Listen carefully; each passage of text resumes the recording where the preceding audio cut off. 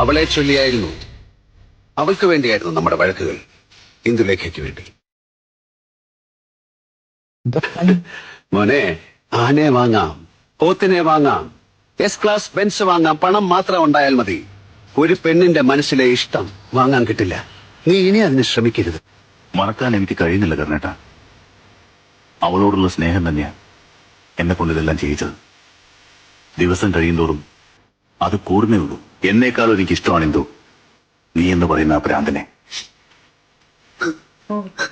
ഞാൻ സംഗീതം പഠിച്ചിട്ടില്ല, തമ്പുരാക്കന്മാരുടെ പരമ്പരയല്ല എന്ന് വെച്ച് എനിക്ക് ഇഷ്ടപ്പെട്ടുകൂടി ഒരു പെണ്ണിനെ. പക്ഷേ പിഴച്ചുപോയി നിന്നെ കിട്ടാൻ വേണ്ടി. നമ്മൾ ഇപ്പൊ കേൾക്കുമ്പോ വില്ലന്റെ POV നമ്മൾ ആലോചിക്കും. നീ ആലോചിച്ച് നോക്ക്, ഇപ്പൊ നമ്മളിത് കാണുമ്പോഴേ നമ്മളിത് വില്ലന്റെ സൈഡിൽ നിന്ന് ആലോചിക്കും. പക്ഷെ നമ്മൾ ഈ പടമൊക്കെ അന്ന് സമയത്ത് കാണാൻ പോകുമ്പോ നമ്മൾ നായകന്റെ ലൈഫ് മാത്രമല്ല മനസ്സിലാലോചിക്കുള്ളൂ എപ്പോഴും. ഇപ്പൊ നമ്മൾ ചിന്തിക്കും ഇതൊക്കെ.